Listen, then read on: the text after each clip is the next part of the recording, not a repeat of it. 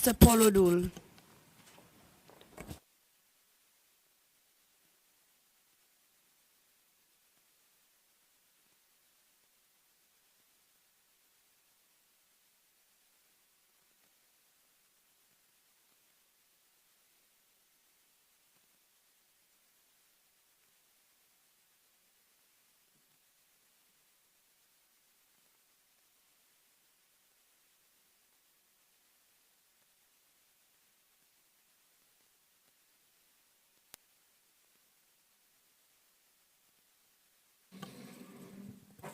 Thank you, Mr. Hadul, for appearing before the Commission today.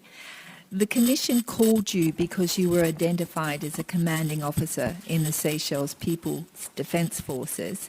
And I just want to clarify that no specific allegation of human rights violations has been made against you. And we've just called you because of the many allegations that have been made against Defence Forces personnel. And we wanted to understand a little bit about your role as a commanding officer during the relevant period and any knowledge you may have had about violations that were being carried out by the Army. So we understand that you joined the SPDF very early in 1978, I believe. Was it 1978? So we just maybe give the floor to you and you can explain your role and what your duties were in the Army. Thank you. Bonjour, Madame. Bonjour à tous. Yes, from early, I joined the Defense Forces. First,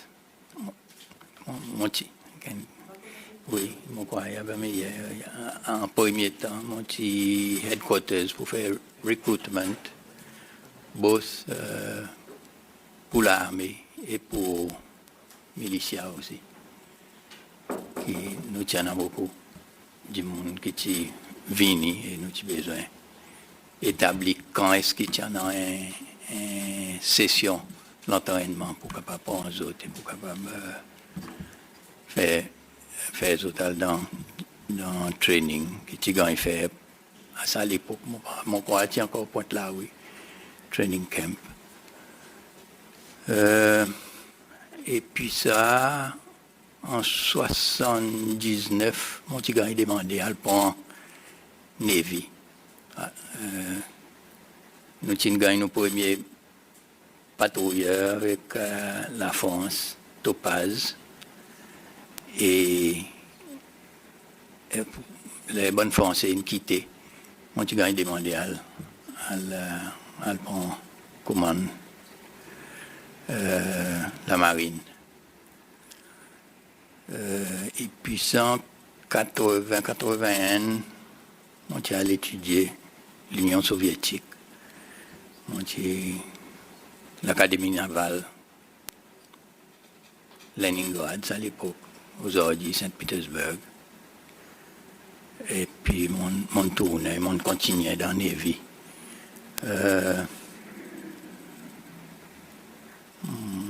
Mon les fait clair qui en bas mon commandement personne dans les vignes a demandé pour faire aucune action adverse ou contre la loi.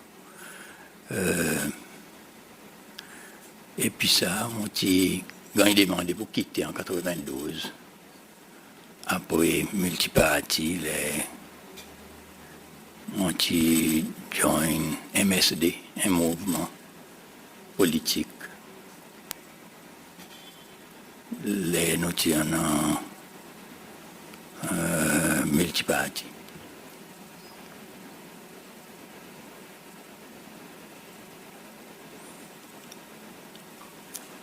Ça c'est à peu près mon parcours dans le militaire.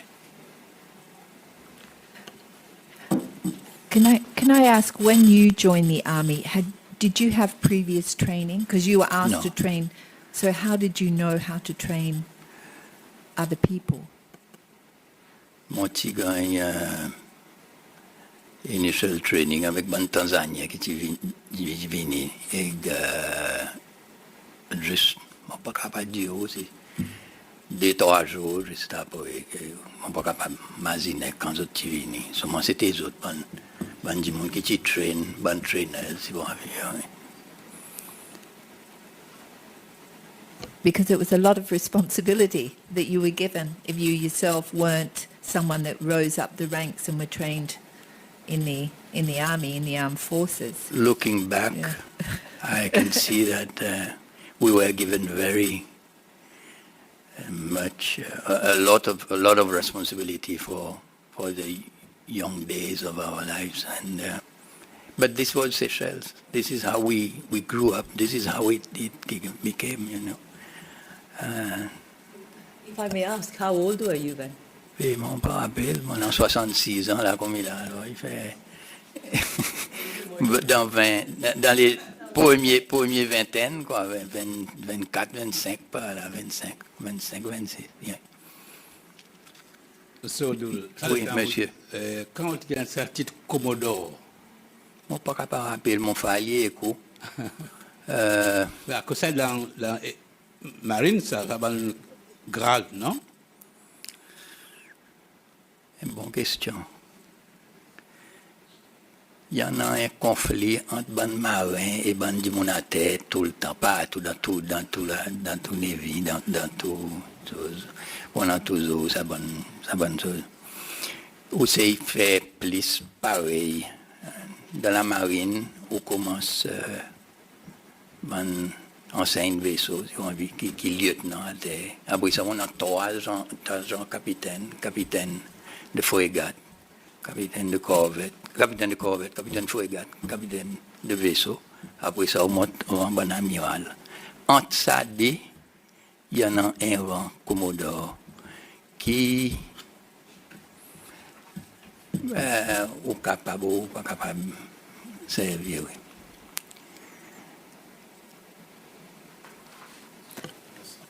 And originally, in 1979, you were the director, assigned the director of political education. What did that mean? What did you have to do? I had on a une section 2 ou 3 du monde qui elle donne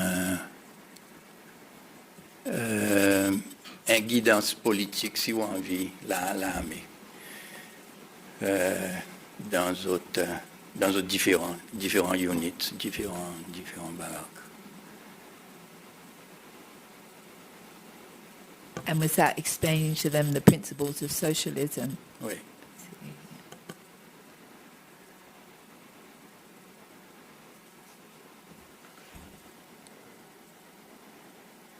And in your file, there's an incident referenced where you had intervened when a soldier was being beaten and said that the punishment was going longer than was allowed by the regulation. And the commanding officer who had ordered the beating then was very upset with you because you were subordinate to him and he thought you were interfering with his command. Do you remember that incident? Vaguement, oui. Vaguement, tu arrives à headquarters, ça, si mon pas trompé. Il devrait être dans mon file, il devrait être dans mon file, probablement. Mon chihuahua, un garçon, un jeune homme qui, à mon avis, pas ne fait grand-chose et qui gagne puni excessivement sans aucune grande raison. Et moi, tu intervenu.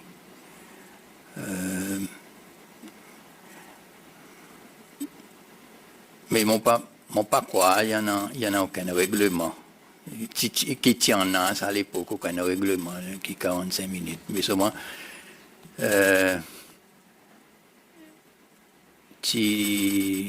mon parti content sa situation. Et mon petit voulait mettre mon petit les arrête ça.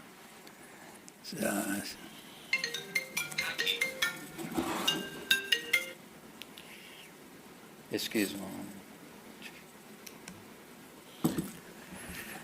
Oui, c'est arrivé, c'est l'incident. Oui. Mon rappel vaguement, mais on ne peut pas donner un détail exact là.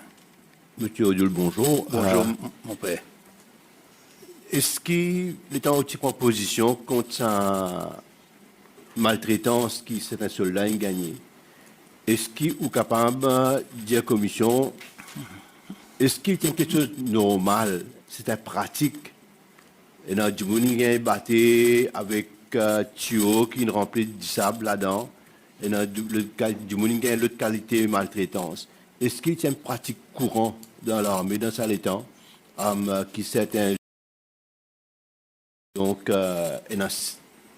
c'est quelque chose qui vous fait ou bien quantité battée, l'autre quelque chose qui vous fait ou bien l'autre quantité battée. Mon père, mon pan jamais ouah, il battait avec Tio, etc. Mon temps ça ici là, mon pan ouah, il pan passe en bas mon connaissance, sa qualité qui obéit. Ça tient une simple punition.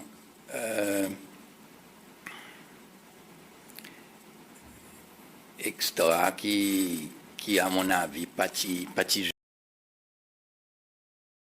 n'en battre qui n'importe quoi. Mais pour qui vous, comment dire, senti-vous désolé pour ça, du monde qui gagne battu, les petits bizarres, un du monde qui gagne battu un peu durement. À mon avis, son punition, à qui tu peux gagner, pas justifié. C'est pour ça qu'ils m'ont intervenu. Fait un dimanche emmener une punition qui commensurate à ça qui fait.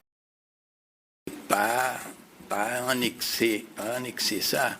À mon avis, c'était sa précurseur, sa qualité de traitement qui est précurseur à ça qui est arrivé en 92.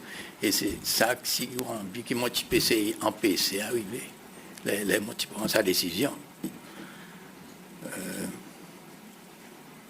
Vous mentionnez tout à l'heure qu'on croit qu'il n'y a pas de procédure qui est établie comme tel. Mon rappel, madame. Oui, mais c'est moi si aussi. longtemps, ça va Oui, nous nous connaissons, nous pouvons dire, imagine, temps passé. C'est mon sac à mon rappel, oui. rappel bien, ça garçon. Oui, mais c'est moi comment un bandit qui est établi l'armée, en effet. À cause où tu veux faire bon first recruitment, etc.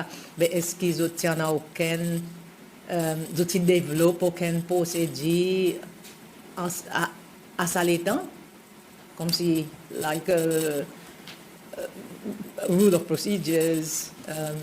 Quelquefois, sinon, elle a une bonne file, quelquefois, il y en a pas qu'on a. Nous pas, voilà. On rappelle. Mais c'est tellement. Bon. C'est tellement. Dans l'armée, il y a tellement de choses. Un dimanche, il fait quelque chose, il dit, donne-moi 10 pompes. 10 pompes, c'est. Et puis ça, il sortit, ça, il infini, oublie ça qu'il fait, oublie, il y a. Et puis, bon, et seulement, plus que ça, tu devrais être dans un certain règlement qui... Because it was starting from scratch. Yeah, it was building starting an from army scratch. from scratch. Yeah. I mean, from your Rappel yeah, ouais. from your file, you know, to me it looks like you didn't really conform to the army. There's just some things in your file, like you say, I'll be happy to go on a route march when there's not preferential treatment given to certain soldiers. There's sort of like, you seem to me that you didn't really conform, like you spoke out quite a bit during your time in the army. I'm just I had to. Yeah. This is how you build something. You just don't accept whatever is done by others that you think is not correct. If you don't do it, then you are also part of what's going wrong in the whole system. I've always been outspoken. I've always been, if you want, taken the side of the weak, but to establish the true way of doing things. But in those days, what was your rank Mon pas ni rappel. Bien, j'en mets mon accent, j'en mets mon parent pour trop grand chose. Quelquefois un capitaine, quelquefois mon petit capitaine ou lieutenant, on pas rappel.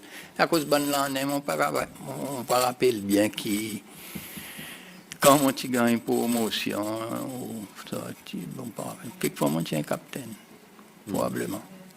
I mean, at the time when you said that I shall be prepared to participate in all route marches once it is organised without preferential treatment for certain officers, you were only a lieutenant. Lieutenant, Yeah, you were lieutenant. only a Ok, lieutenant, moi je suis un yeah. lieutenant Yeah. à l'époque, oui. Yeah. Sur le moment, tu les mettre. Bon, ok. Ou quand il demande de faire un ouvrage, ou faire lui. Peu importe lesquels qui peut. C'est ça qui commencement, comment on commence, c'est comment. And when you left the army, you left with which rank? Quelquefois, ça qui est président René, tu écris moi, les étudiants m'ont quitté. Mon petit amiral, ça à l'époque, là, m'ont quitté. Okay. I mean, your response to his request to leave also was quite outspoken.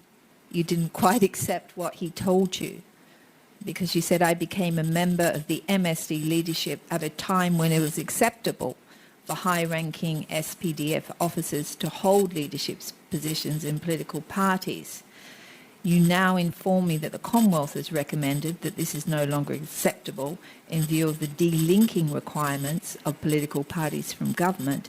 However, you have not given me any opportunity to choose between the SPDF and my leadership role in the MSD. I request that you reconsider your offer for terminal benefits with pension, which was... Mon comme ça, madame. Ça, c'est mon caractère. Mon pas capable d'accepter qui a dit, mon j'ai accepté lui comme un chef, commandant en chef, mon j'ai respecté lui, et moi encore respecté son commande pendant tous les temps qu'il est là. Par contre, il y a certaines choses, j'ai besoin de dire, ils font, mon quoi à ça système. Si tu en as plus de monde qui t'y font avec lui, tu fais ça, il pas pour arriver, nous pas pour arriver dans sa stage qui nous était aux autres, enfin, qui nous Passe là-dedans. nous passe là-dedans. And there was no repercussions to you throughout your career for being outspoken. No repercussion. I mean, you were promoted continuously and... Mon quoi, il a besoin de monde comme ça. Mon quoi, il ne faudrait pas sous-estimer le président René. Mon quoi, il apprécie aussi certaines choses. À cause, même qui m'ont dit comme ça, il n'y a pas toujours les dans la mer sans qu'il commande bateau, etc. Mon pas connaît. Mon petit sentiment. Besoin de faire autrement, juste pour adapter. Mon pas quoi. Mon quoi, il tient assez grandeur. Seulement, il n'est pas capable d'accepter qui m'oppose dans la politique. Ça, il n'est pas capable d'accepter. Ça, à un moment-là, ça. Was it because of a family connection? Your brother, is it your brother who was a minister? Oui, mon frère est ministre, mais Jacques a démissionné comme ministre, là, nous fait MSD. Il a fini démissionné, oui. Ah. Là, le petit courrier, MSD stands for what? Mouvement séché-loi pour la démocratie. La démocratie. Mais hier, c'est celle demain. Ça, c'était une note. Le festival basé Montfleury, non? Pardon? Le festival basé Montfleury contre Montfleury, la oui. Ciotat. Oui. Voilà. Oui. So throughout the period, you moved from being a socialist to a Democrat. I don't think there's much difference between socialism and democracy, unless I misunderstood what you're saying. I Move believe from there one can party be rule? no. Yeah. This is. I am against one party rule, but I'm not against a socialist oriented government. There are quite a few in Europe. The Labour Party in England is more, more of a socialist line. So were you a participant in the coup originally? Non, madame. No. Did you know about it? Non, madame. But you supported the socialist ideas and the one-party state that followed. Moi, quoi, raison qui m'ont venu là-dedans, c'était pendant la période qui y a des partis politiques très distincts tous les deux.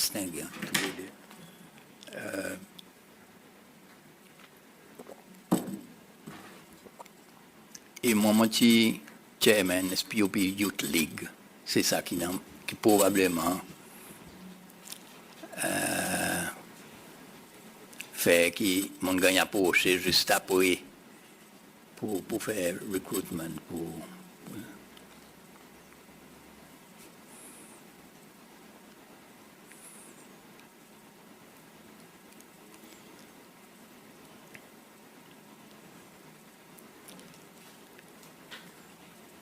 And were you aware of the people that were being killed and disappeared and the implications that the government was involved in those incidents? Non, madame.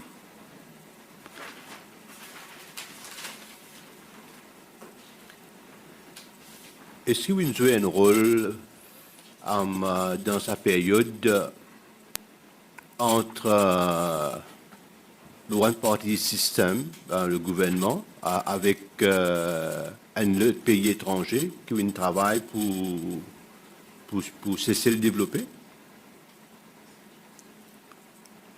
Répète encore.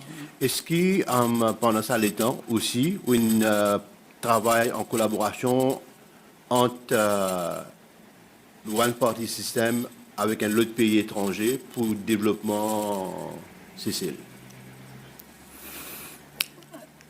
Dans une position comme un chef Navy, ou rencontrer en quantité les autres chefs, les autres Navy, et où discuter, ça va quelque chose, bien sûr, qui où discuter, et probablement les autres rapports, l'opinion.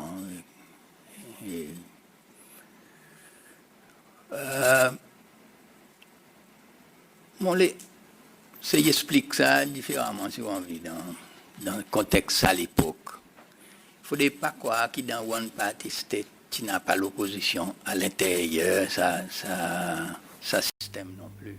Opposition ne veut pas dire qu'on oppose sans hiérarchie, si vous avez envie, mais tu en as différentes idées. Et tu n'arrives là, depuis l'année 85, 86, etc. Le monde entier est sorti en bas ça système rigide, un seul l'opinion, un seul.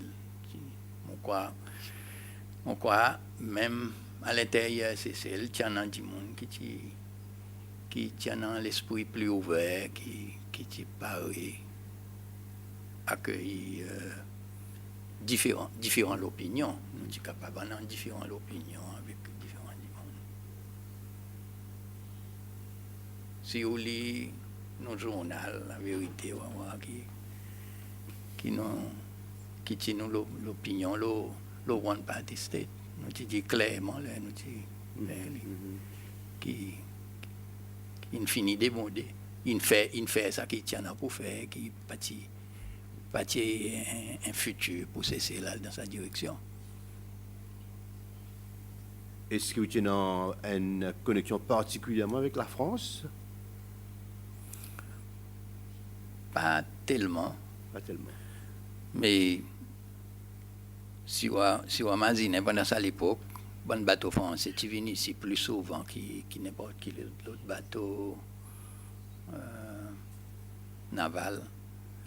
Dans ça, quand nous collaborons en quantité avec les Français, nous faisons l'exercice avec les autres, nous faisons en quantité, une réparation. Ça qui m'ont dit, le premier bateau, c'est un bateau que la France qui donne. Et nous avons besoin de faire certaines réparations, ou d'équipements, etc. Et ça nous y fait à travers bateau naval Jeanne d'Arc qui est passé et nous beaucoup. Et il y a une collaboration très près avec le militaire français qui la Réunion. Jusqu'à aujourd'hui, sa collaboration qui nous est établie, encore existé jusqu'à aujourd'hui, encore qui est bien. Merci.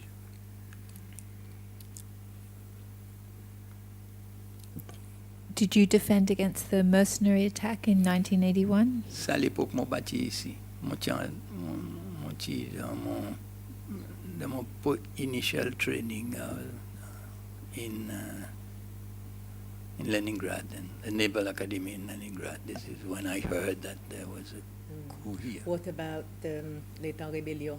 Rébellion moitié ici. 1982.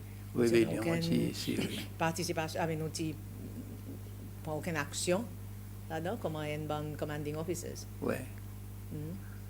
Ben rebelle titi là, nous là nous sorti. Ah bon? Tu côté ça? Non, nous ci base, bébé tout ça là insensé pour ça. Tiens, tu viens la saucer, nous ci dis ça côté bon tank diesel qui a été longtemps. Nous base ti là, nous ci sorti là. Ouais. Un groupe bon soldat qui est dans la rébellion qui vient là-bas. Non, Le je suis pont. positionné à côté radio CC, les autres c'est utile nous là. Ah, ok. Grenade? Non, Quoi? non, un canon. Un canon. oui. Par contre, 75 mm qui sont utiles. partie à personne. Non, madame. But soldiers under your command, did they participate in the rebellion? No. Pas ni un qui voulait participer là-dedans. Bien au contraire, ils étaient en colère. Bonjour, M. Odoul. Bonjour, madame. En 1986, c'était un groupe aux officiers qui s'y gagné poussé dans l'armée ou corps de militaires. Ça bon l'état? Oui, madame. Ou à ouais, à l'incident, peut-être qui s'est arrivé, ou au courant, ça soi-disant plot qu'ils ont fait. On pas au courant. Moi, j'ai gagné un téléphone, grand matin, mon quoi, avec un beau matin, quelquefois. Ou dis-moi, il y en a un possible coup qui peut gagner, menacer si on est capable d'algueter si base navale, il y en a, on t'y descend. C'est chief of staff qui tient informe.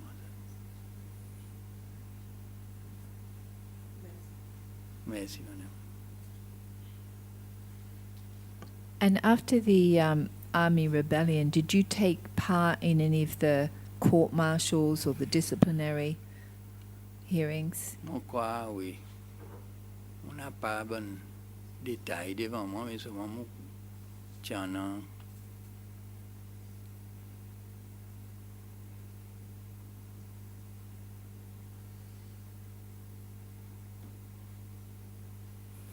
Do you remember if the soldiers had legal representation? Mon quoi, tout tiens, non. Bon qui tient bien, non, tiens, non. Et qui présidé par monsieur Aléa qui tient un juge mauricien qui est ici, qui préside sa commission qui juge, oui. Et là, dans un dossier, qui pour une rébellion, une condamnation qui est très lignante, justement, à cause de bon, on refait ça qui s'est passé avant, pour raison, obvious reasons, you can see the trend. I think. Ou tu es au courant, bonne action qui ça bonne soldat qui pendant rébellion là. Par exemple, il y en a plusieurs qui viennent devant nous qui nous disent pour des autres types de maltraités, des autres types de servis, comment cheap labor, etc. Ou tu es au courant, ça bon problème qui tu peux en dans l'armée? Pas tellement. Mon tiens, mon petit très concentré la marine, mon petit trop fréquente l'armée de terre, à such ou en business. Et nous bonnes marins, nous pas dans ça du tout. Ou pas trop focus là, ça bonne quelque chose. Ou tant ça ici, ou tant là-bas, ou dit pas tellement. Vous comprenez? Les bonnes marins, on n'a pas question des autres. Qui m'ont les autres qui passent avec moi, s'il vous plaît. Ils sont totalement différents. On ne peut pas appeler les autres. Monsieur Odoul, bonjour. Bonjour, C'est une monsieur. petite question un peu stratégique. Vu que protection IIZ est une priorité pour le pays, IIZ, est-ce que vous croyez n'évite là aucune connexion avec State Sécurité? Ils sont établis par moi-même. C'est ça. Ça me demande qui Nous, pour un protéger. premier quelque chose qui m'ont fait, nous avons besoin d'établir la ligne de base pour Nabou déclarer IZ. Et nous avons besoin de faire ça. Une section qui m'ont créé qui est très important. Et ça, c'est coopération avec la France qui vous peut dire. Nous avons deux majors hydrographes français qui viennent avec nous. Aujourd'hui, Chief of Staff qui est là, aujourd'hui, colonel Rosette, il y a un bon premier étudiant qui m'a envoyé en France pour établir justement ça. Et tu n'as pas rien avec State Security pour faire avec ça. Tu plus avec le département land, à cause de nous avons besoin de bonnes surveilleurs aussi. M. Changta vient du monde qui contribue beaucoup là-dedans. Une fois qu'ils nous ont établi la ligne de base et établi Z, et puis ça tient dans le département la terre pour continuer. Mais nos travail, c'était pour patrol, ça IZ, ça c'était nos plus gros défi qui nous en a CCL, c'est qu'il en a beaucoup plus. L'océan est vaste et nos ressources sont petites. Mon question est liée avec une perception of si pour aller à l'évasion, tu peux parler de l'eau salée, il y a une possibilité que tu peux mettre plus l'emphase de surveillance la mer. On peut demander sa question qui parle en question de protection, ça bout territoire national. Entièrement d'accord. C'est pour ça que tout ça, l'entraînement, aujourd'hui, il donne nous une valeur énorme de voir qu'ils nous capables plus ou moins collaborer avec les autres marines pour un petit pays pareil, non? Et empêcher piraterie dans l'océan Indien. Non. C'est à cause de ça, bon, on gagne formé correctement pour faire ça bonne ouvrage. Et si c'est celui qui gagne reconnaître, c'est à cause de la marine qui joue un rôle important là-dedans. En tant que commanding officer, M. Hudoul, est-ce que tu fais partie de Defense Forces Council? Moi, tu fais partie à partir de 86. Avant ça, mon parti là-dedans. En 86, qui m'ont été membre de la force de défense. Vous pouvez expliquer-nous qui sont activités que tu fais dans ce conseil-là? Les moments en 86, les moments météo là, pas tiens grand. On connaît combien de fois nous mettons au boulot là aussi. C'est plutôt administrative. Combien de platoons qui m'ont pour donner pour parade militaire, les 5 ans, combien de choses, etc. Bon, on a besoin d'un rapport. Bon, l'exercice qui nous fait, mais par exemple, avec la France ou avec ça m'a envoyé un rapport. Là. Nous pouvons faire tel exercice depuis telle date et telle date. Mais, définition, l'exercice, pas ni entrer là-dedans. C'est juste un sommet, si vous avez envie, qui tient pour faire comment nous coordinons l'opération avec Air Wing, Air Force, qui est prêt avec nous masse ensemble, nous avons besoin d'autres lisiers, les autres à détecter, nous allons intervenir et nous faisons un bon exercice comme ça avec un bon avion. Bon, mais ça dit sous fait un bon rapport, mais pas plus qui ça, si vous envie. D'accord.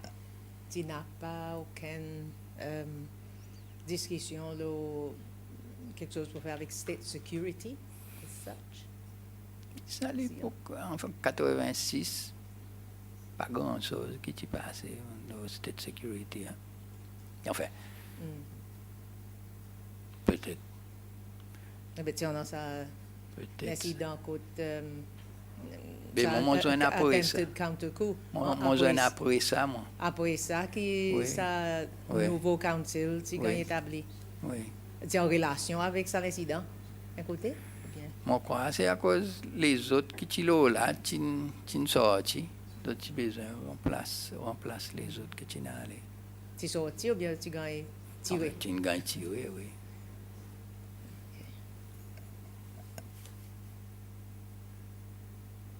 Enfin, je ne sais pas connaître. Moi, je pas là. Façon qui interprète, c'est probablement.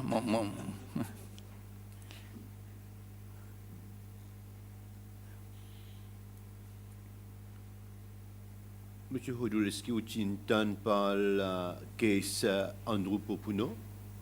Non, mon pas ni mon temps là ni mon bâti comme ça du tout. Il restait plein de choses, il restait très fermé, mon bâti ni comme ça. En tant que commanding officer, jamais je ne... Non. Non. Jamais mon discute ça avec personne. Jamais mon tendé. Ça va nous cas comme ça. Est-ce que vous entendez les autres cas, disparition, des gens qui ont tué? Oui. Ça entendez, oui. Ou pas prendre aucune décision pour inquiry qui est capable d'arriver? Je voulais ça avec la police, inquiry, ou dit la police a donné un rapport. On profiter pour moi, dit c'est très dommage que ça va quelque chose d'arriver. Seulement, tout la mort, pas devrait arriver comme ça. Il est regrettable. Mais moi, personnellement, je ne peux jamais participer là-dedans.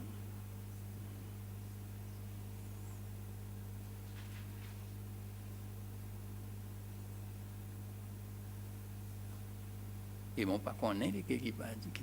C'est ça plus chose. Je ne pas connaître autant. Tout le temps, on dit la police. Vous demandez une question, il dit la police. Ça, qu'est-ce que la police? Ou c'était tranquille. Vous ne pas demander plus. Vous comprenez?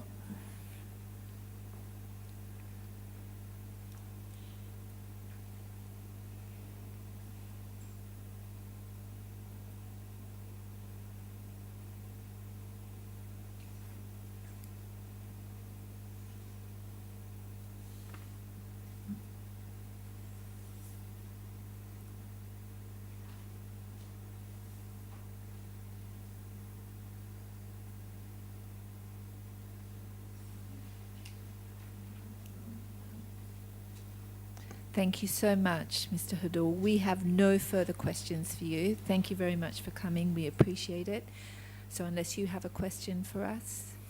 No? Non, madame. No. Merci bien. Merci. Merci. Thank you very much for coming. Merci. We appreciate Bonne it. continuation. Thank Merci you. beaucoup. Very- Merci. Thank you. Can you please call the next witness? Mr. David Savvy.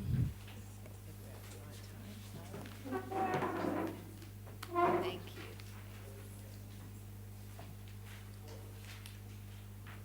Oh, it's a little early. We might be a little early. Right? Is he here? Is he here, Naomi? Oh, he is. Okay.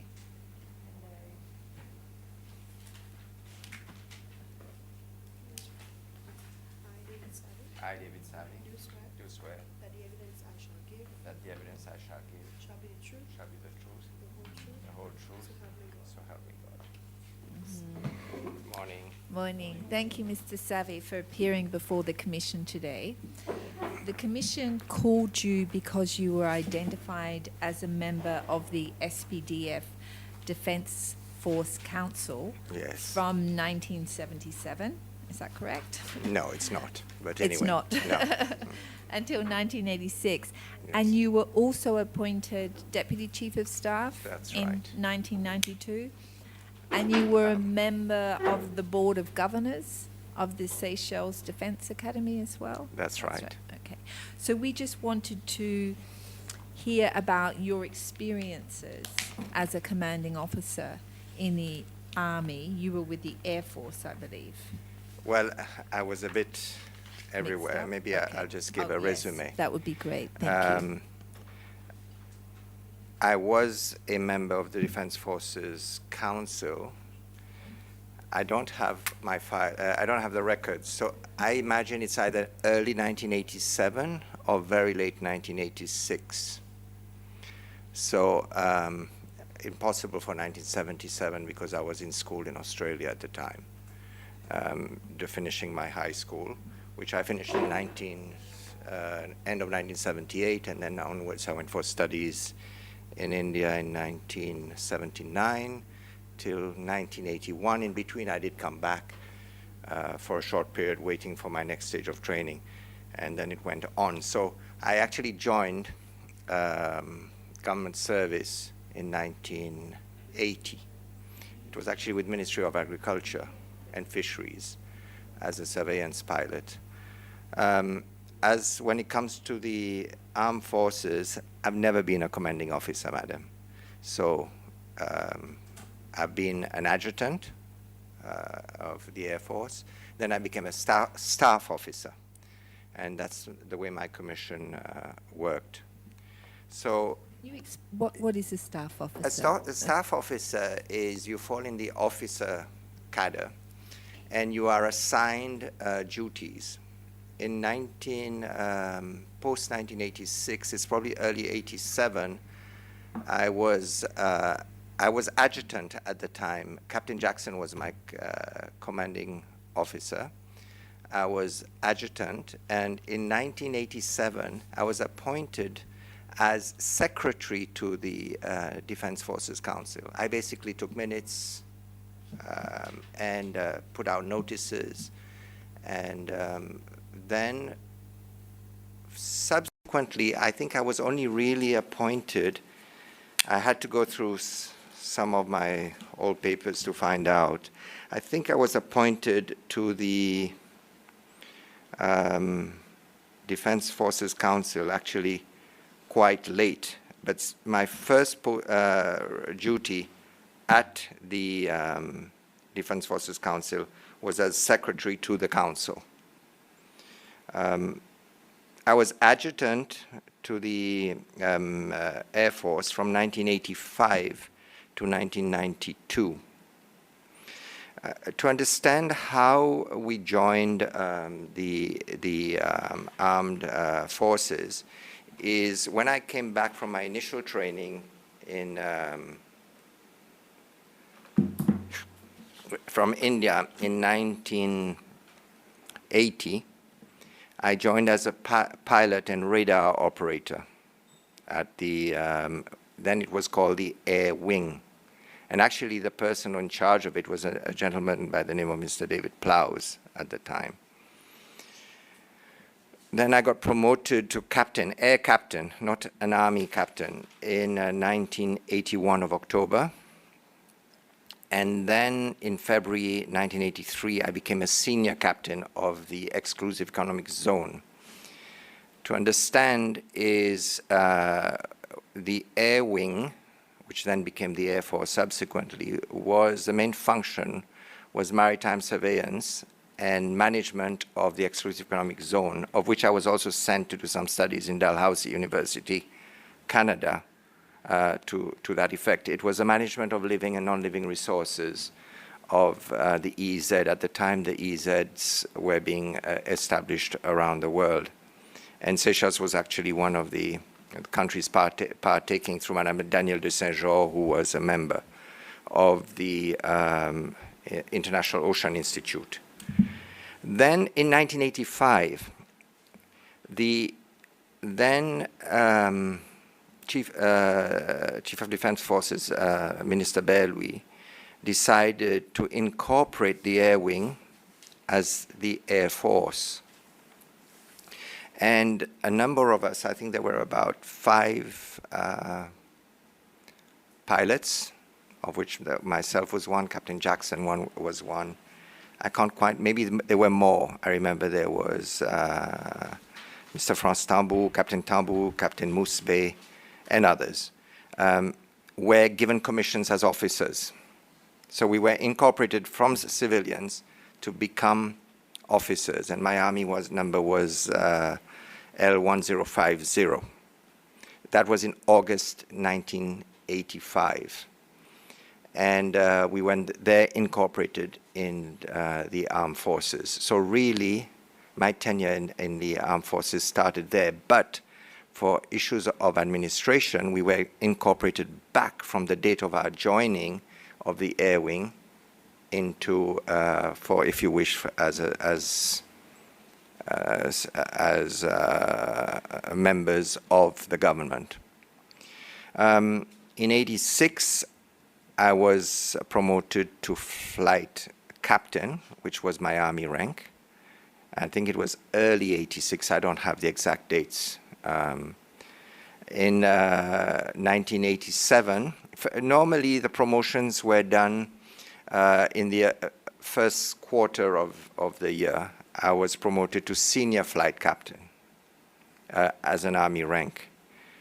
And I became a major, I think later, must have been towards the end of, which was the next rank up, of '88. And my last rank was much later than that, was around maybe '96 or '97 as a lieutenant colonel.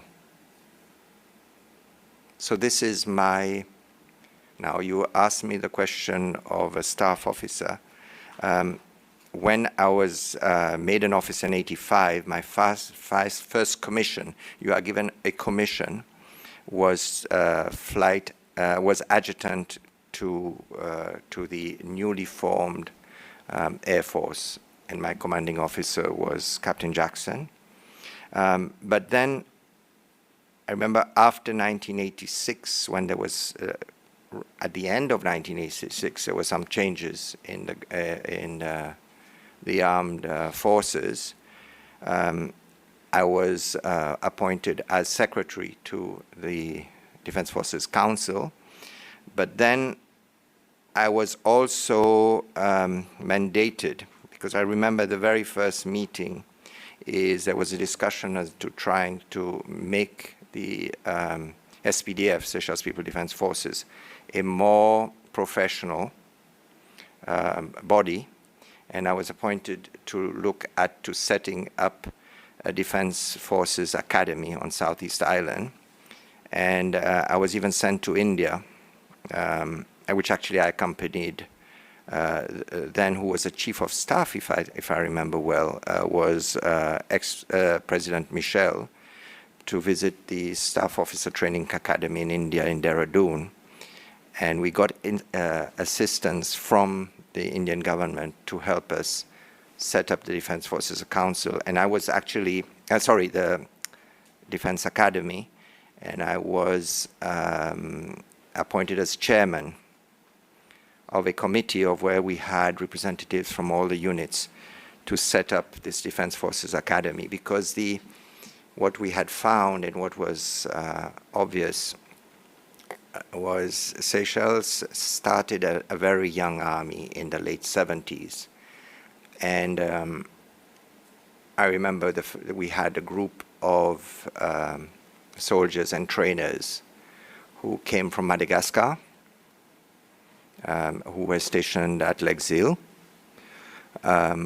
We had Tanzanians, and later we had North Koreans, we had Indians, and we had different assistants from different countries. As part of my staff officer, I looked after international liaisons, and I looked after particularly also the Pacific Army Management Group, which was Americans. And I did attend conferences, and I was a member and attended in Hawaii and in other places. So the idea was to try and harmonize the training to have a career path. Officer training, for example, was all conducted overseas. And we had a particular problem because, to be honest, a large part of the people joining the armed forces were bright. Some of them were bright but did not have the academic baggage to be able to successfully complete officer training, and there were bridging courses. So we decided to do basic cadet officer training here in Seychelles, plus non-commissioned officer training in Seychelles. And apart from just physical drill training and arms training and so forth, people were given training into basic skills like reading and writing. I mean, I was quite taken aback. I would even say that in some instances, in certain platoons, a majority of people could not read and write, because whenever they had to sign their contracts, which I had to attest, they had to either give a thumbprint or a cross. So that was one of my major roles as a staff officer. Then, subsequent in 1986, after some changes, we were given the responsibility of the airport unit, which was the Pointe-la-Rue camp. And I was stationed in the Pointe-la-Rue camp. My commanding officer, Captain Jackson, on the Air Force, because I was still adjutant, because I was also flying at the time, I'm a professional pilot, was stationed where the air wing was, where the IDC hangars were now. And Colonel Cizo assisted me in running Pointe-la-Rue camp, which we took over. And this is when the reality hit in as to how much structure we had to put and training we had to put in the defense forces. I had other commissions or responsibilities. Remember, I was put in charge to commence Defense Forces Day, which we had an issue of, I don't know if you call it rivalry or tensions in the country between the police force, the militia, and the armed forces, which I guess is normal because there were different forces. And part of that was to try to bring them together, so design strategies. So I was given the responsibility of starting the Defense Forces newsletter and Defense Forces Day, where it would be mainly through sports and cultural programs or social responsibility programs and so forth. And other responsibilities I had. I think in 1992, I was given responsibility for planning at Army headquarters, so especially foreign liaisons, and as I said, a number of them. I visited the Solomon Islands, Hawaii.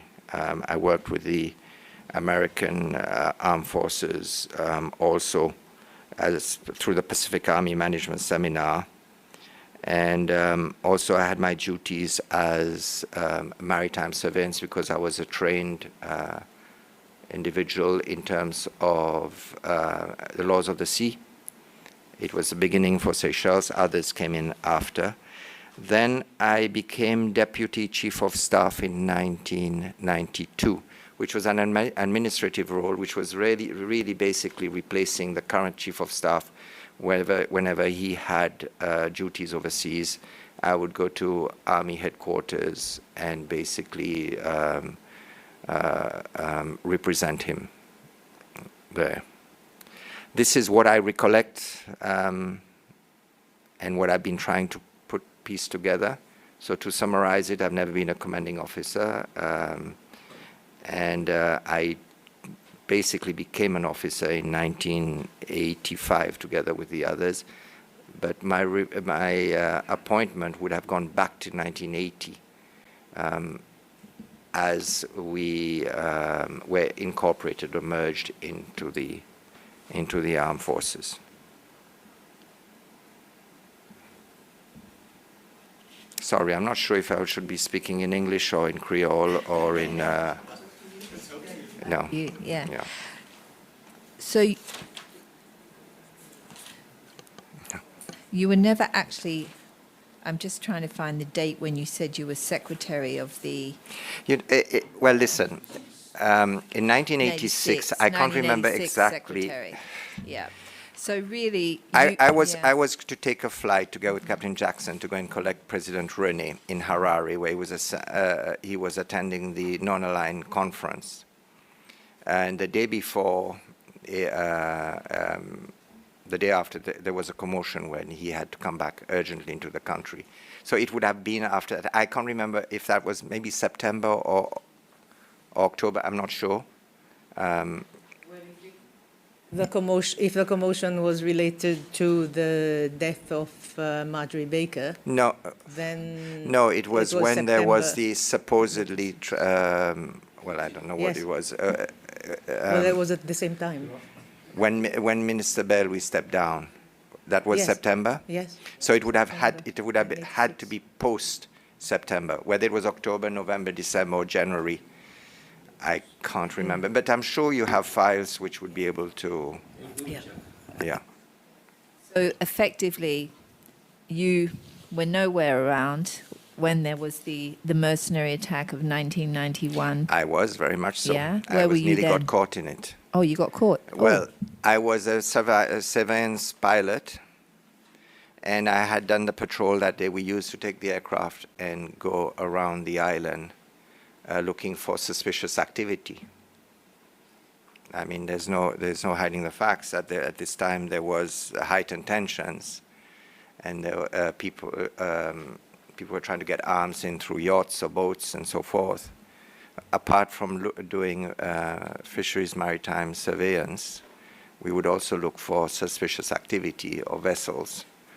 And I had just finished the Air Swazi aircraft landed while I was pushing the Defender back to its parking position. I took my car, and when I was passing the airport terminal, the Royal Swazi aircraft, which had the mercenaries on board, was coming into dock. And I lived at Lexilman, and my mother was the First Lady. And Albert René was my stepfather at the time. And I reached Lake Zil shortly after a phone call came. I can't remember who called, and President René took the call where he was told that there was a commotion at the airport, so I did witness this.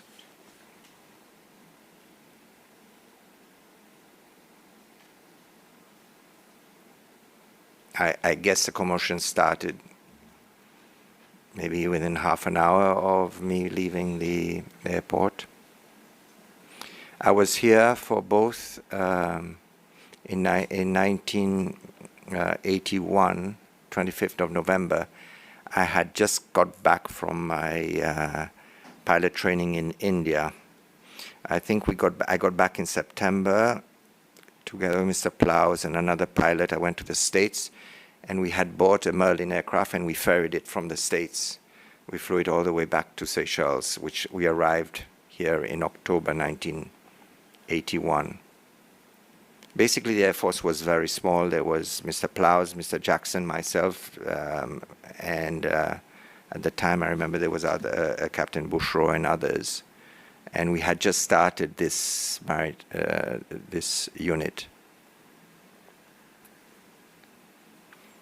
Then 1982, I was also here when I lived here right there at Unionville, right beneath where the rebellion started. And somebody did come down and take myself and my brother hostage to be brought up to the army camp. But this is another story. Interested. So they took you to Unionville? No, he came, an armed soldier came, an intoxicated armed soldier. Whether it was alcohol or drugs, I cannot say. And it was very early in the morning. We were woken up by, sounded like mortar fire. And my dog was barking. And I went out, and there was this army personnel with an AK-47 and other ammunition. And he said, you have to come and report to Unionville Army Camp, which was basically through the back. My family owned most of the property, had this property opposite Independence School. It was a Savvy property, and it was a 5-minute walk literally from there up through the back, through the Savvy, which is known as the Savvy Estate, to there. Managed to talk him out of it, said we would come, and but it was a bit unnerving. I was still relatively, I was 22. His weapon was in the firing position, so you don't argue with a man who's got a weapon. But he was intoxicated, and I did offer him more to drink. Well, we talked a bit. He started getting very sleepy, and I managed to convince him that you either jump him or you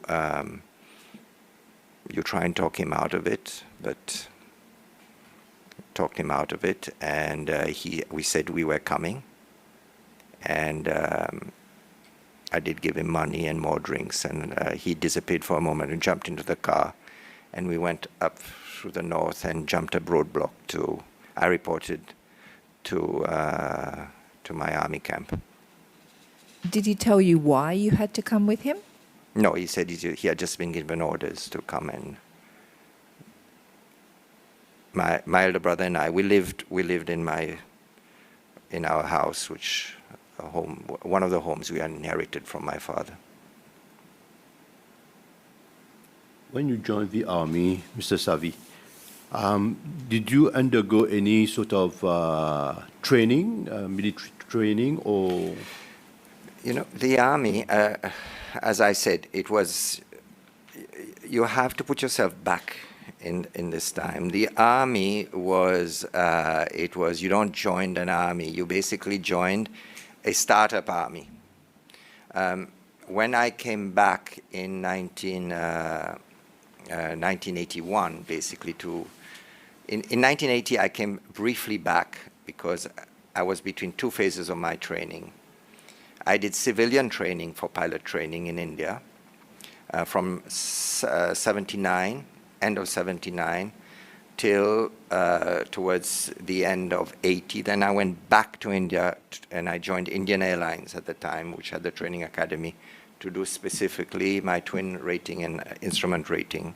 Then I came back around August or September 81, when then I was basically a trained but inexperienced commercial pilot and a senior commercial pilot license. That's what I held, a frozen senior commercial pilot's license. And it's that when I went to the States. Now, at the time, the air wing, it wasn't the Air Force was part of Ministry of Agriculture. Okay, and then I was basically a civilian. But we did maritime surveillance for the Ministry of Fisheries and surveillance, security surveillance for the Ministry of Defense, if you wish, the aircraft patrols that I talked about. It's only in 1985 that all of us in the air wing then, where some became officers, some became, yes, we were given drill training, but part of our maritime surveillance, because we would go off to the islands like Asto, Farquhar, and be stationed out there. Put yourself back then, it's really nowhere what it was today in Seychelles. We did carry arms. We were trained in the use of AK-47s. When we did maritime surveillance and we would find an offending fisheries vessel, which were mainly Japanese, Taiwanese, Thai, and other nations poaching. We had a lot of poaching in those days. It was before purse-seiners, it was longliners. We would fly over them, photograph them, drop a message and tell them to come to Victoria. Obviously they were poaching, so they would escape. We would fire out of the aircraft through the back hatch, the AK-47 in the sea across their bow, to tell them that, you know, we're serious and you do it. So we were given arms training even before we were incorporated in the armed forces. So yes, we did receive some training in handling of arms, but then drill training and so forth, yes, but that we received, I can't remember whether it's just prior to being commissioned or at the time of commissioning. I honestly could not give you an exact date. Yes, but drill training, basic army affairs, structure of the army is your responsibilities as an army officer and so forth. But a lot of that was through development.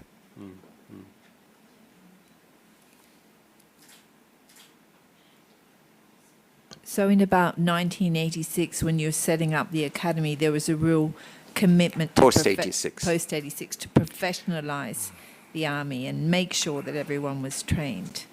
Well, the early 80s was a very tense moment. We had the mercenary invasion in 81. We had the rebellion in 82. And thinking back on it now, it's obviously, I was young, but I had to grow up fairly fast. It was obvious that there was a lack of structure in the armed forces, and one of the reasons, possibly, we had the rebellion in 1982, and there was different influences from different countries coming to train, whether it was very different ideologies from North Korea, from Tanzania, from India, from France, and there was a lot of strain. And as I said, a lot of the people who joined the armed forces were people who had not necessarily had much in terms of education. And there was a lot of conflict. I see we don't speak about that within the forces as well, sometimes between the police, sometimes between the army, within units themselves in the army. And it was felt at the time, I remember the first Defense Forces Council meeting, where one of the mandates of this new, our secretary, was to have a more professional army and to have more structure. For example, I remember they launched a huge alphabet to teach soldiers how to read and write. Yes, it was Mrs. Florence Benstrong that was in charge of it. And it was amazing. Within months, people were reading and writing in Creole, and before they just could put their thumb. And it was a very young army, very inexperienced army. and I guess easily in many ways possibly influenced, or they were not stupid. Not reading and writing doesn't mean you're stupid. It means a lot of them never had the opportunity to learn how to read and write in the era that we're talking about. So a lot of my focus and as I said, I traveled to India. This is when we had started having technical assistance from India, and actually, in the latter years, an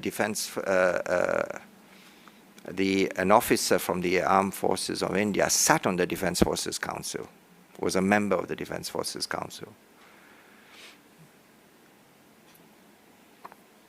So we started the training, because the training previously was done, what we call recruit training, which was physical conditioning. A lot of it was, the first 3 months was physical conditioning, because you had people that came from all walks of life in very different. A lot of people didn't make it because it was very physical. You see that, for example, I did training under both the Tanzanians and the North Koreans. The North Koreans was more ideological. Actually, they made you rest in the afternoons and have a sleep, which was everybody laughed about, because this was not the philosophy of the Tanzanians. And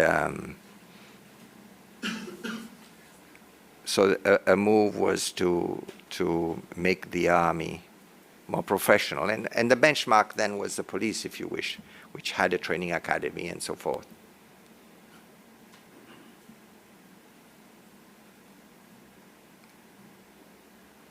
And help was forthcoming. I mean, practically every foreign embassy offered to assist.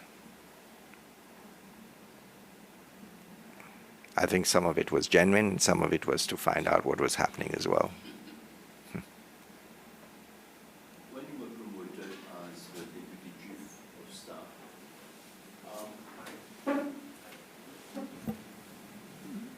did you ever hear about people being killed, people disappearing, and the news you received, information you have received, did this information cause you to sort of inquiry to see what has happened really? Well, hearing definitely, because in Seychelles, you know, a bird flaps its wings and everybody knows about it. And when anyone would die or disappear, obviously it was the talk of the town. When I came as Deputy Chief of Staff in 1992, I honestly can't remember if there was any disappearances or well, we have disappearances every year in Seychelles. Let's not kid out. We still have disappearances a year ago, 2 years ago, whether it's drug-related or criminal or genuine disappearances and so forth. We've had disappearances pre-independence. Whether they were related to politics or not, I don't know. My father disappeared in 1993, on the 11th of December, in an aeroplane. And I've even had some people come and tell me that it was my stepfather that made him disappear. So yes, disappearances have happened. They happened then. They will happen in the future. The motive of the disappearance is probably, I guess, what you are trying, and this is your role, and so forth. In my time as Chief of Staff, I honestly do not remember any disappearances. Maybe you collecting this information, you might jolt my memory and give me a name post-92, but I honestly cannot remember, or no case came to me. And as I said, my role as Deputy Chief of Staff was to cover the current Chief of Staff. What I did come across is when I I was given the responsibility of the Pointe-la-Rue camp, not as commanding officer, but as a staff officer. In late 86 or early 87, we had somebody in the cell who had supposedly murdered another soldier at Pointe-la-Rue camp, cut his throat. I can't remember his name. Maybe you would. And he was there in the cell, and it was uncomfortable for me to have this gentleman there around the rest of the soldiers, and that he had not been brought to justice yet. And it was one of the first,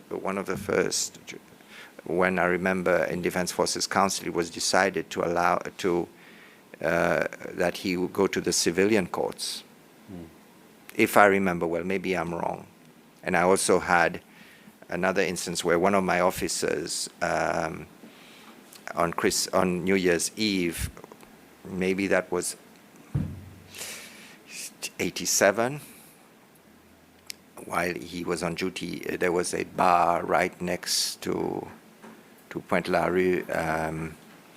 Mr. Green will remember that bar. It was belonged to, I think, Mr. Rifnet Gimot at the time. He managed chez nous.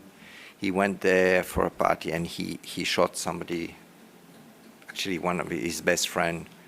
He shot him there on the 31st night. And it was decided that he goes through the normal civil court and was charged for murder and went to prison. So these are the instances that I remember. I was also a disciplinary officer as a staff officer.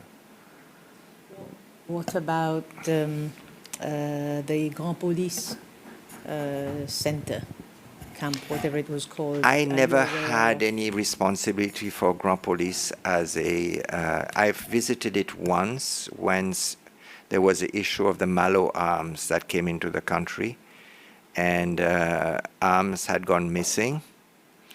And as a staff officer, I went to see how secure the facility was to make sure that no more arms, because it was suspected that the arms, we had a heightened tension, and that was later, where if maybe some of you remember, where civilians, or we were not sure, had arms, and they were attacking the civilian population. They were going in hotels. They attacked the Reef Hotel, if I remember. And also, if I'm not mistaken, there was this hotel at Grand Anse up there that closed. Equator Hotel, yeah. And they held tourists and Seychellois, and there were cases of rape also, with arms. And we are trying to ascertain where these arms came from and how they got those arms. And that was a major preoccupation at the time. So I remember as a staff officer visiting Grand Police, but not the prison side. The arms were stacked towards where the old plantation house was, where the old ex-Deltel house was. You were not aware of the kinds of cases that we've been told about, where people were tied up the whole night long? You know, I remember the hardcore. We had some hardcore were sent to Grand Police because in each army camp we had limited detention facilities, which is basically next to the entrance in the guard room, which was an open no, that was at Pointe-la-Rue camp, where the person at the gate could see the detainee constantly, so he was constantly there. So there was no, from my understanding, I mean, I lived at Exil also, and there wasn't a detention center as per se. So if anybody had created offenses, they were normally sent. Earlier on, I think they were sent to possibly Koitivi or Plat Island, I'm not sure. As a pilot, I used to fly quite a lot of those persons there. But here, Grand Police was the only one. They were either sent to the civilian stream, then they went to civilian prisons. Quite a lot of offenses, what do you call it, severe or important, grievous body harm or others, they went through the civilian courts and then they were sentenced. But those that remained within the armed forces, they did go to the Grand Police. I can't remember names. I never sentenced somebody to go there, so I would not have first-hand knowledge.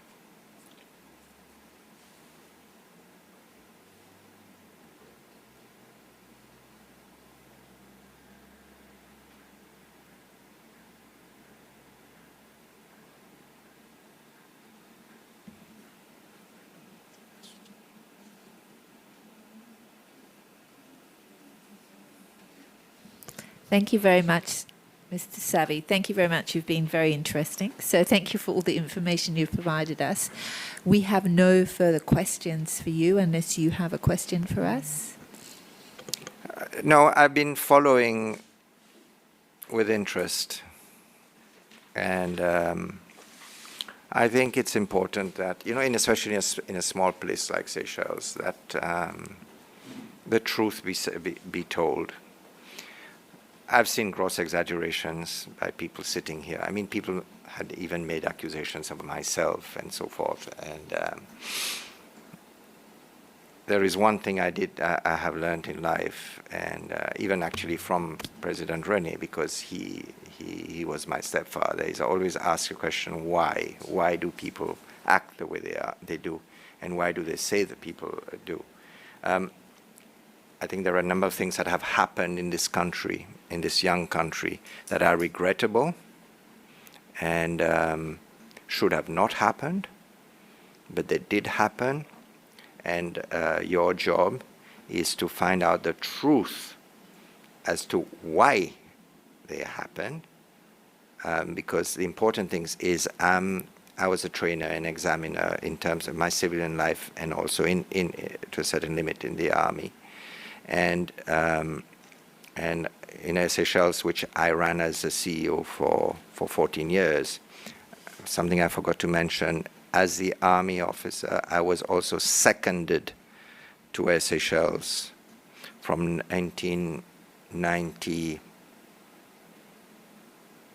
mid-90s, till I left in 2008, is to make sure that such things don't reoccur and don't happen. I think this is, and unfortunately, I'll be honest, I think this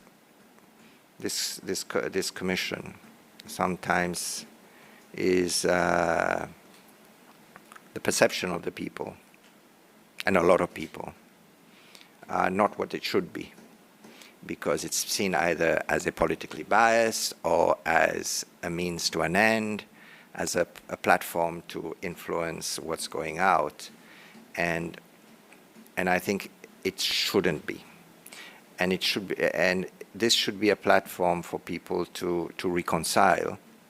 But to reconcile, you need to know the truth. And unfortunately, and I hope you are not toothless dogs, that you are unable to take action against people who blatantly lie or prove to be liars from here, because it distorts. People come here because they want to have a go at somebody else. People have come here and said things about me, which is, I know. And at the end of the day, you live with your conscience and your God and yourself, and only you know the truth. And it's very difficult to get the truth. But if they continue distorting matters, but the important thing is that, with due respect, is to understand why those things happened. And you have to wear different glasses for different eras at different times. The Seychelles of the night, I was born in 1960. And I think I lived in a privileged period to see, as others of my colleagues here, a very different society. And there was anger, as there is now. And as Captain Jackson said, this country has always been divided towards the middle. And but it's unfortunate that violence has ensued. It happened before 1976, 1977. It happened after. And hopefully what we are here about is making sure it doesn't happen subsequently. We have a lot more structure in this country today.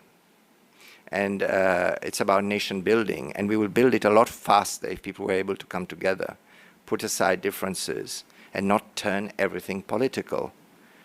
And I would just caution is wear different glasses when you look at different eras. We're talking about, and I have an affection for the SPDF, and it saddens me to see the way it is talked about.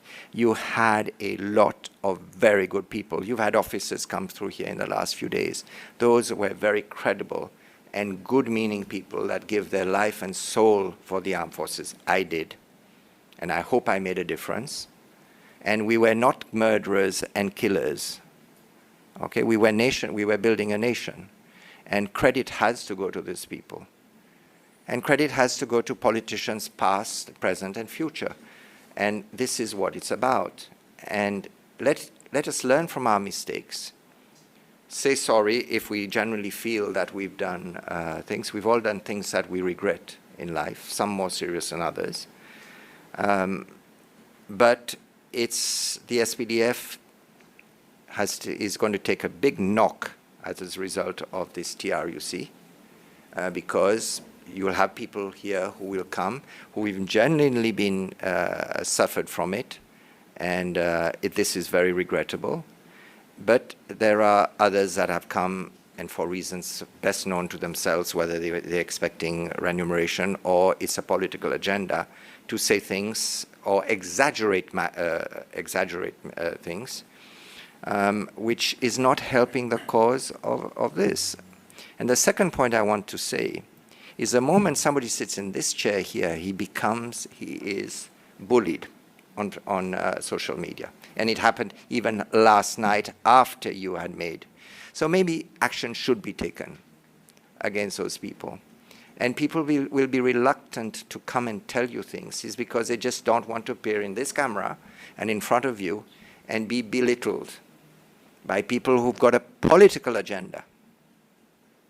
So that's the only 2 points I wish to take.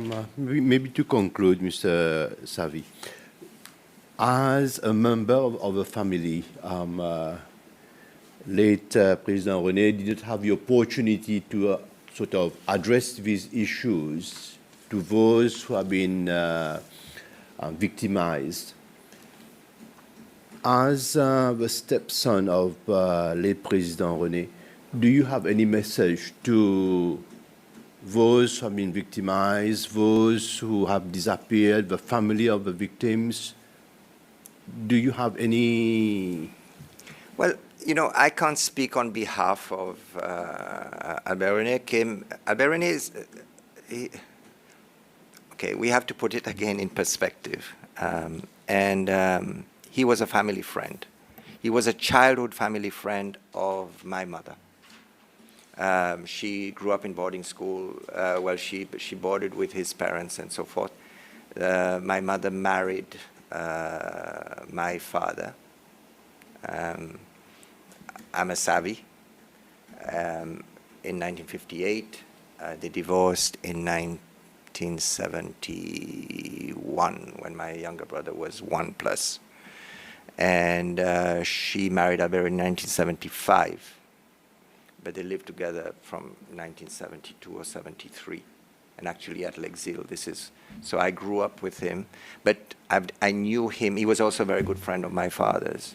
I knew him from the time I have recollections.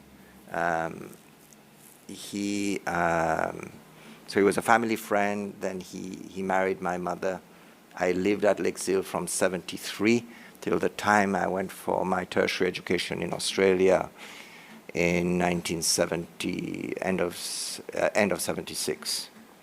I came back in those days. I came back once during my 2 years there. I spent a month here, then I came back definitely in 78, end of 78, beginning of 79, and then I went for my training in India towards the end of of 79. I came back in definitely in between 1980 for a few months, in 1981, just before the Mercenary invasion, and which I was living at L'Exil at the time. And I can give you a perception, okay, for you to determine the truth. I think I possibly know Albert René better than a large majority of people and how he thought, and what was his motives behind a lot of things. There's one thing I can say: he was a non-violent person in my view, and each time he acted, he hated confrontation between people. He would hate arguments. At the time of the mercenary invasion in 1981, that's one thing that struck me. I was there when it was all happening. There wasn't, at the time, as you know, there weren't mobiles. It was all over the phone. And then obviously the army had its network of walkie-talkies and radios. Walkie-talkies didn't work so well because up in the mountains it didn't, and so forth. And this whole scenario on when the battle was happening at the airport, he got information that a lot of hostages had been taken. And he kept saying, be careful when you're firing, careful when you're firing, there are civilians around. And then Air India landed. And he had given instructions to, or the army, I can't remember who, had given instructions to block the runway. Vehicles had been put across the runway. And the aircraft still landed and actually damaged its flaps. This is a plane, you have flaps under the wing was taken off. It landed, and there was a negotiation of allowing the aircraft to leave. He had information that the mercenaries were leaving. It was unclear on where the hostages were at the time, whether they were in the plane with the mercenaries or the passengers and the crew. But information had got back at all the mercenaries on board, and the hostages were still in there. And again, listen, what I'm saying is not a state secret. Well, I guess it is. I was privileged there. There was an issue of whether he was asking for permission to shoot down the plane, because it would have. And he was emphatically said, no. You shall not shoot down the plane, and you shall allow that plane to leave. And I was 21, 29, and I said, why not? They've come to kill you. And I mean, everybody was, adrenaline was running. These people had come to shoot you and kill you. And, revenge. And there were people there that could not understand why he did not allow that to happen. And he said so, and we discussed this after, and he says, but you realize how much bloodshed there would have been, how many people would have been killed. I said, but yes, but there was the argument that those were mercenaries. They had come to kill. Mercenaries don't come to give toys. This was an instant. And the other instance, which was the 1986 incident. Listen, I think there's no hiding. It's been written. It is a secret, but so forth. I am the one who discovered that there was going to be an issue on the 1986. I was the one who received the phone call, and I was the one who informed him of the impending issue. And I was an army officer at the time. And when it was engineered for him to come back to Seychelles, surprise before time. And the phone call that I got that tipped me off was one of the persons that was taking part in this, said something which marks me till today. I was here, it was here at Unionville. I think the call came very late at night. I was asleep already. And he said that this is going to happen, and there's going to be a lot of bloodshed. Okay?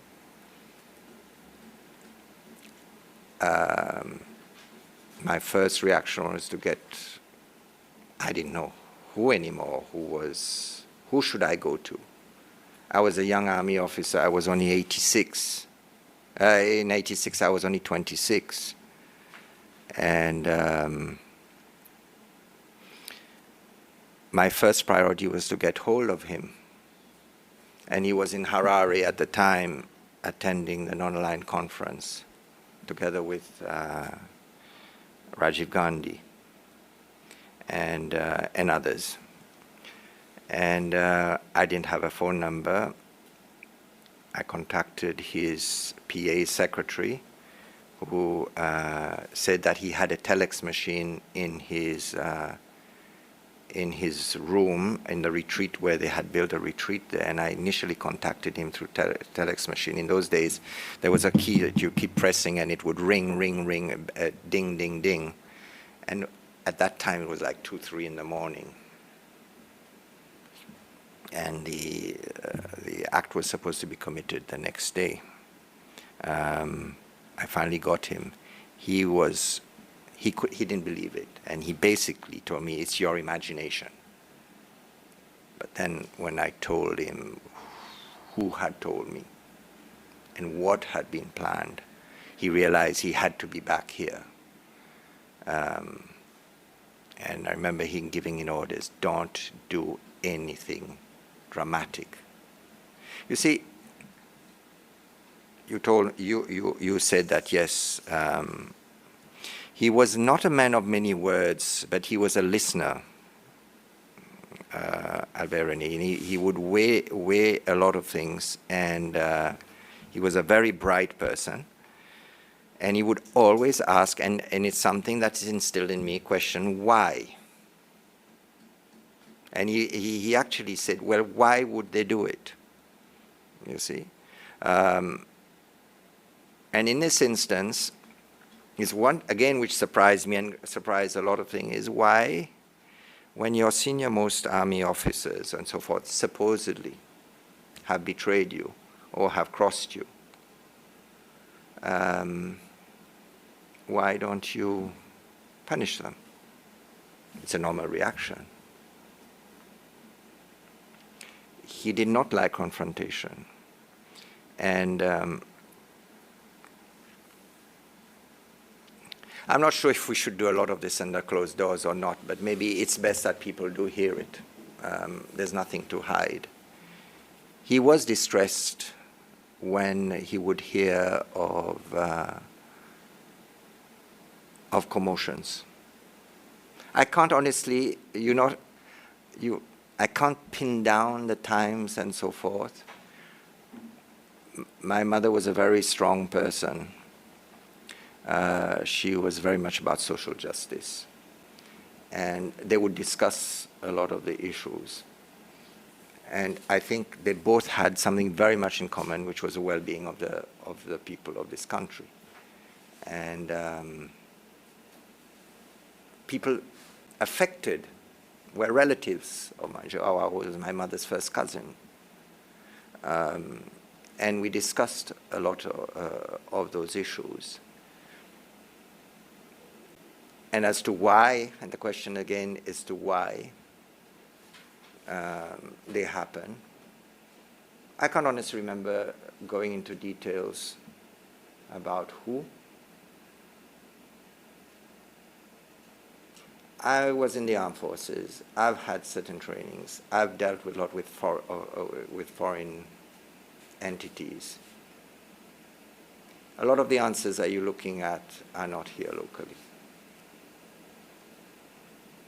Foreign influences had a lot to do with it. And it wasn't necessarily governments, it was agencies of governments. Okay, the one I could talk about and others I can't, because listen, I'd like to live a bit longer as well. And we can talk about the apartheid government.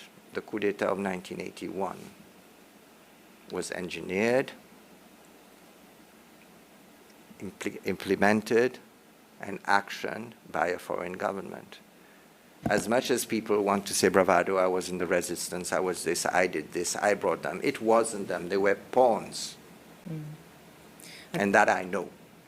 But I don't know if you heard on the news yesterday only, on the BBC, they announced the death of Mike Hoare at 100 years old. Yes. And they then gave a little brief of his life and so on, and they mentioned the coup in Seychelles and that it was backed up by the Madam, South I know. African government I at know the facts time. which I will not talk about here. If you want to have a close thing, but I not from today. I mean, when you want to, but you must realize when you do things that necessarily will never be able to become public, because you have foreign governments and current foreign governments who are heavily involved. You see, and I know this, and not in my capacity as an army officer. I know that as having lived around the people and hearing certain things and asking certain questions. If you look at Albert René's lineup of his government right from the day, and other people who have sat here, who have certain, and I cringe sometimes when I see people sit here and say certain things and know that it is not necessary as it was. Maybe some people feel that they are purging themselves by trying to give the image or try to convince themselves that this is the way it not is. Ask why. It's a natural, if you wish, psychological way of purging yourself. It's not necessarily saying, I'm sorry I did it or I regret it. It's saying, well, I didn't do it, when we know they did it, and when they know deep inside that they're in denial. Some people are in denial. And you have to, maybe there should be a psychologist amongst yourselves to try and understand this. The 1981 was paid, conceived, and why? The reason why, again. Seychelles, like Mauritius, was used as a point to bust sanctions in South Africa. South African Airways used to fly through here to Taiwan. And Taiwan to South Africa was one of the largest arms routes in the world, where the South African government would get their arms from. And actually the Hildeberg, the 747 that crashed off Mauritius, your native country, was carrying arms. And those aircraft that used to come through here were laden with cargo, with arms. And at those days, planes didn't have range and payload capacities as they had today, so they had to do a stop.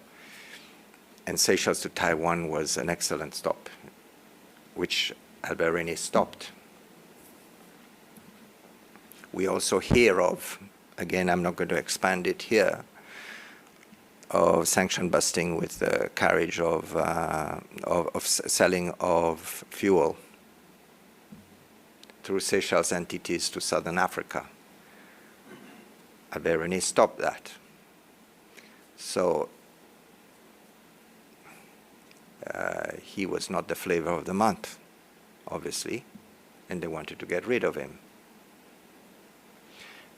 For other countries, also, there was an issue. There I will stop, because I'm going to get into other governments which I still want to be able to get visas and travel there and want to walk safely. But perhaps we could call you back in a closed session at another opportunity. Yes. It would be very helpful. Because I think obviously you're putting a lot of emphasis on people that you can get hold of and get to sit here. But in my view, the real culprits it's are not getting the cooperation, that's the problem. But if we have good leads, we can try and negotiate for some. We have tried to ask already. We haven't been completely well received by everybody. You know, we had, Albert René was a master craftsman when it came to playing one, if you ask, in the non-aligned stuff. But then again, put yourselves back in the time and so forth. The Soviet Union had a huge influence in Seychelles. We had the American tracking station up here, which was more than just a civilian tracking station. Okay?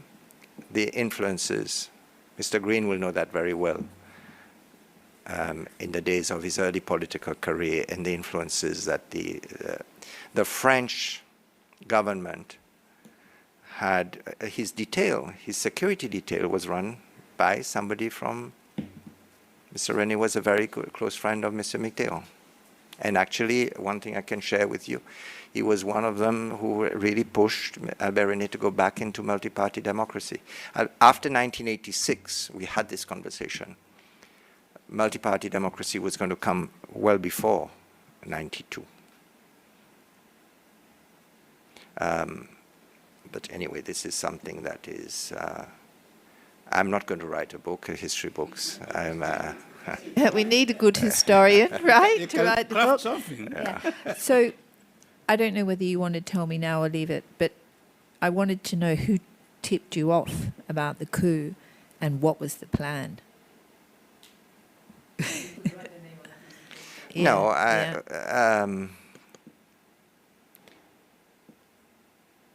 I have no problems in saying who it is. The person is not alive, but he's got he's got children and so forth. And had we political maturity in this country and people see it as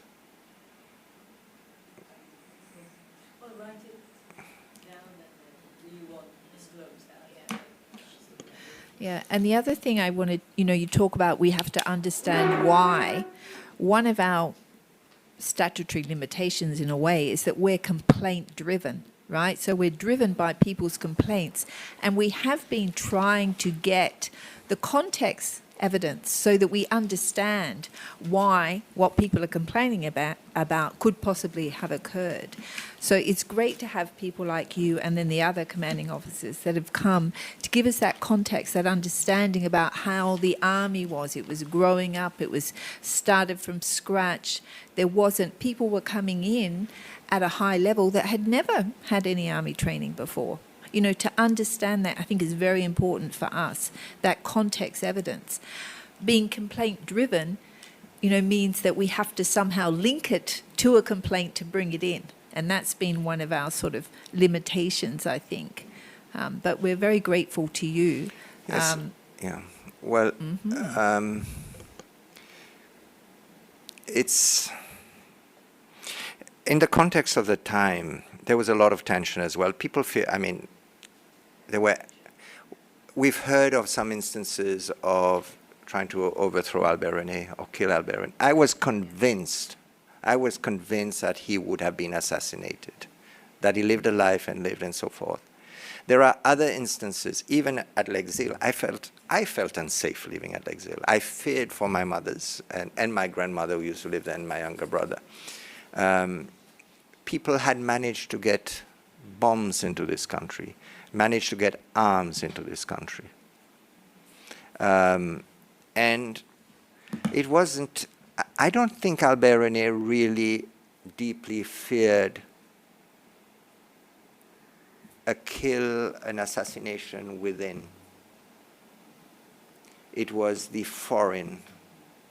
And truces were drawn between him and some of these foreign countries. Let's not kid ourselves. There was enough arms or people out there or paid mercenaries. Albert René was smart in itself. As I said, he had the French government in his detail. He had a lot of intelligence from foreign governments. Some were red herrings, some were not, and this is where he was astute enough to be able to shed. He took certain actions where we lived. He wouldn't, how he would travel. He was a creature of habit. He would wake up at a certain time. He would work from a certain time. He would come home to a certain time, and he was, in that way, he was an easy target. But sometimes the car would go and it wouldn't be him in the car. So because they had been tipped off that certain things. there were explosives found in certain places which had an intent of blowing him. They had recruited people within the army camp up there who were going to collaborate. As you know, L'Exil, maybe you should go and visit. Doesn't have a perimeter fence, it's a forest.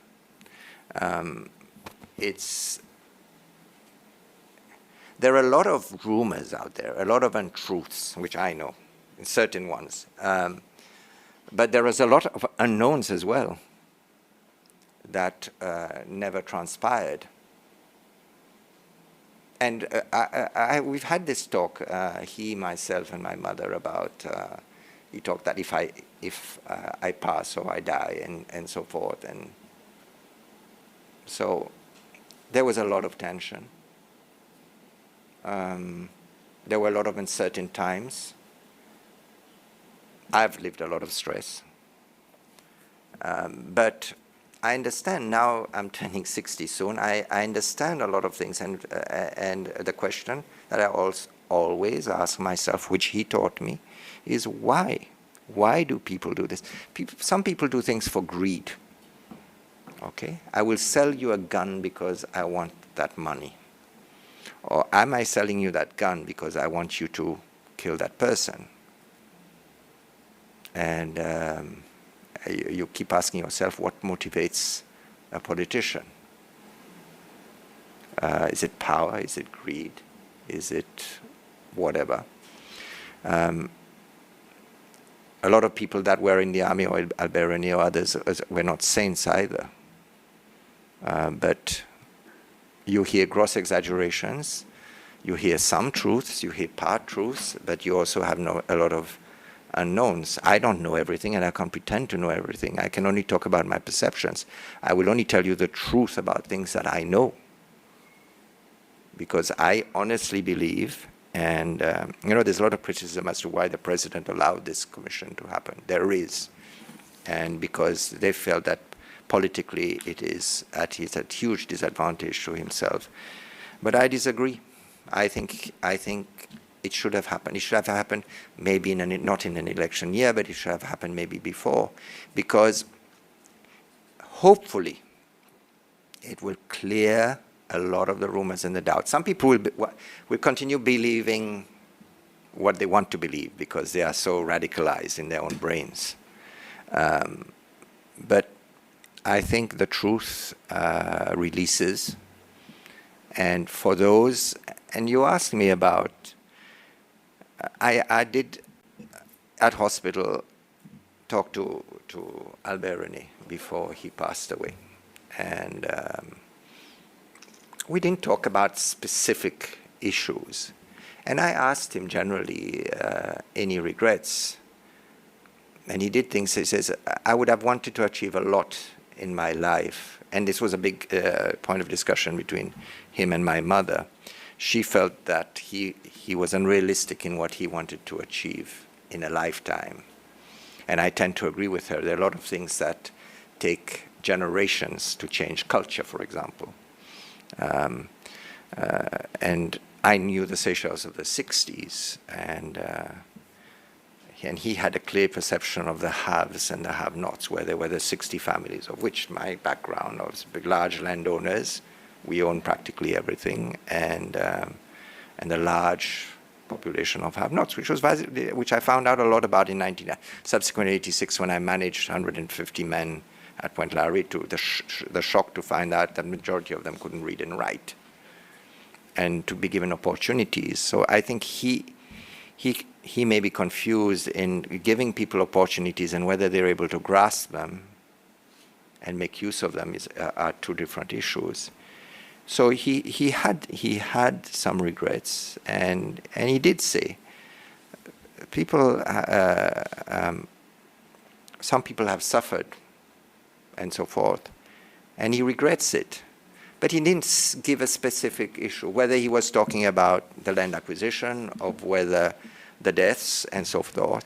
We did the one that we did talk about, but that was just after the coup, was Chang Him's demise. He was angry about it. Actually, so was my mother. My mother was a very close friend of of the bishop and Father Chung Him. And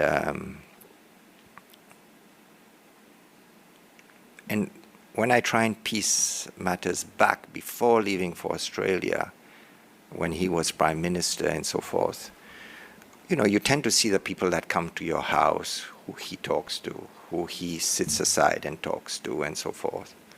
And you can sort of try, maybe I'm not wrongly, piece things together. Philippe Dauphine was a family friend and so forth, but he was always cautious about it. He always felt that he was impetuous, that he was unruly, and he was. I imagine he took part in the coup. I wasn't here for the coup d'etat. I was in Australia. He very much wanted a bloodless coup, and he was angry about this particular death. And that's the reason why I think Mr. Dauphine was never incorporated in the armed forces, because Albert René never felt, possibly, we discussed this, that he could dampen his character, and he would be dangerous to have a man with a gun going around, because he was impetuous, he was hot-headed, if you wish.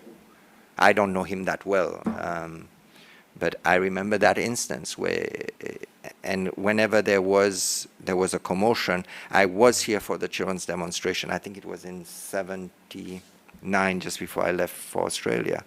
He was extremely concerned that no harm should come to the demonstrators.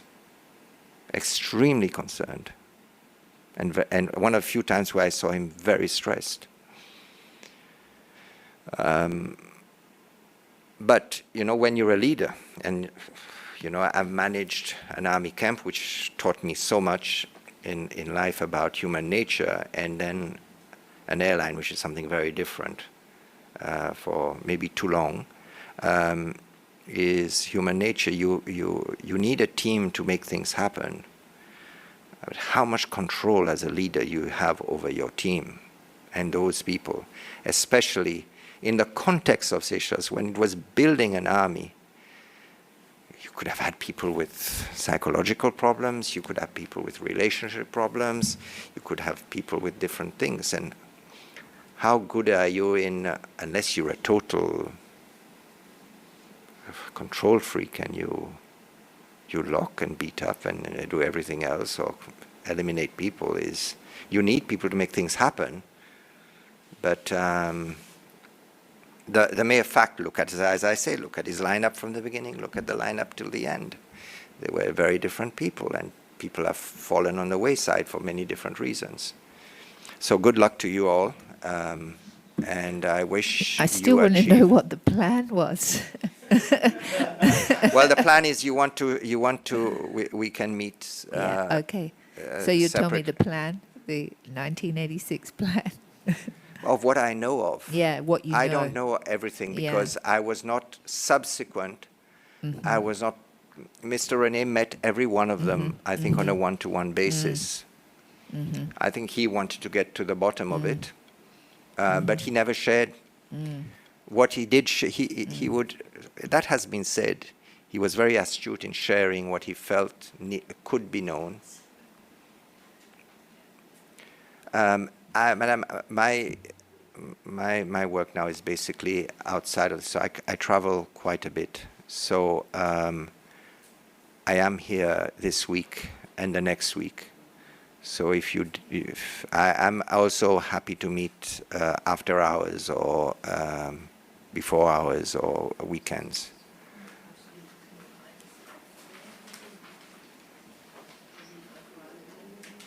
We just have a look and see where if we can put you.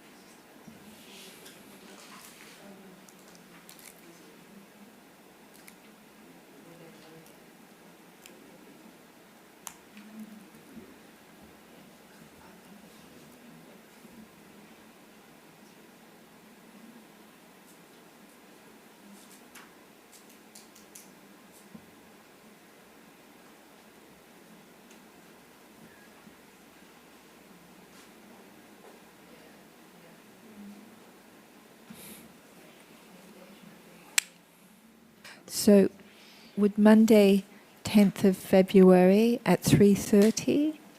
Sorry, madam. Let me.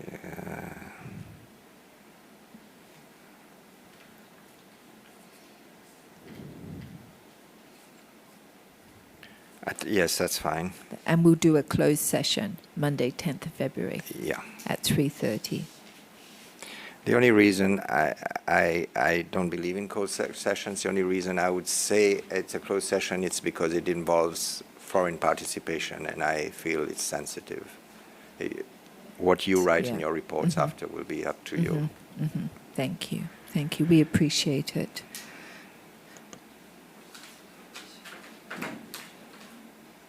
Thank you very much, Mr. Savvy. You've been a surprise. I always call surprise witness because a lot more than I thought you would be able to share with us today. So I'm glad we called you.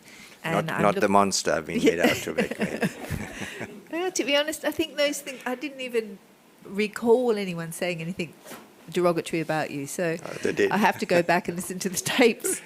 But yeah, you don't remember either?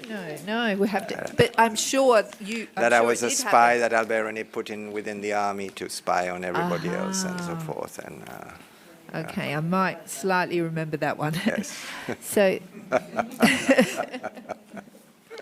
so thank you very much. We really appreciate it. We really look forward to seeing you again, Monday, 10th of February, 3:30 in closed session. And we will adjourn now, and we will return at closed session, in closed session, in about 10 minutes. Thank you. Bye. All Thank right. you.